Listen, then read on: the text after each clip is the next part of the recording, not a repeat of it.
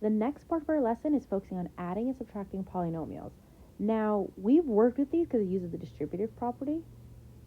Take a look at this. When you distribute that addition sign in the middle, it doesn't really change the value because you're just multiplying by 1. And then from there, you want to combine your like terms and put it in standard form. Remember, standard form, in this case, the x squared comes first because it has a degree of 2. 6x comes second because it's a degree of 1. Negative 10 comes third because it's a degree of 0. So from greatest to least, it's decreasing 2, 3, 1. Go ahead and pause so you can take these notes. The second type of polynomials we'll be dealing with adding is subtracting polynomials. This is when you have to distribute the negative sign. Now, this is super important because a lot of you will forget, like, oh, I have to distribute it. You cannot just combine the terms. You have to distribute it. See those red arrows? I'm distributing it over to all 3 of those terms that come after. Then I'm combining like terms. And then it was already in standard form once I combined them.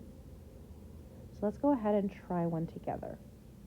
Right underneath it, we're going to go straight to number 8. Number 7, I trust that you know how to do this because, actually, you know what, let's quickly do this. There's nothing to distribute here because it's just addition. So now I'm going to combine my like terms. I get a 6x, and then I combine the other set of like terms, and I get an 11. Nope, 12y. This is in standard form because x comes before y. Even though they have the same degree, I now have to look at the alphabet. So when you're putting them in standard form, you start, let's just write that real quick, right? When we're putting them in standard form, you start with degree. If the terms have the same degree, like in this case, they both have a degree of 1, you have to then look at the alphabet.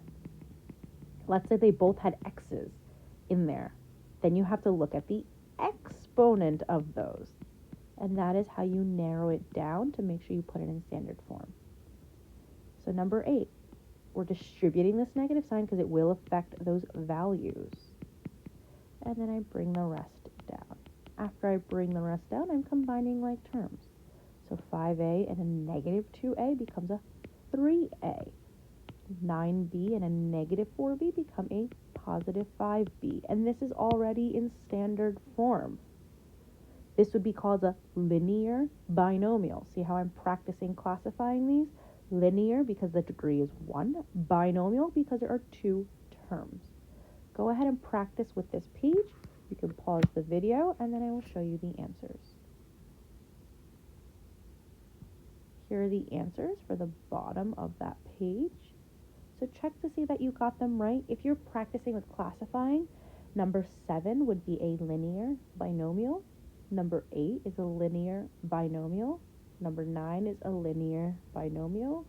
Number 10 is linear binomial. Number 11 is quadratic trinomial. And number 12 is a quadratic trinomial. Go ahead and practice with the next few pages so that you get the hang of this.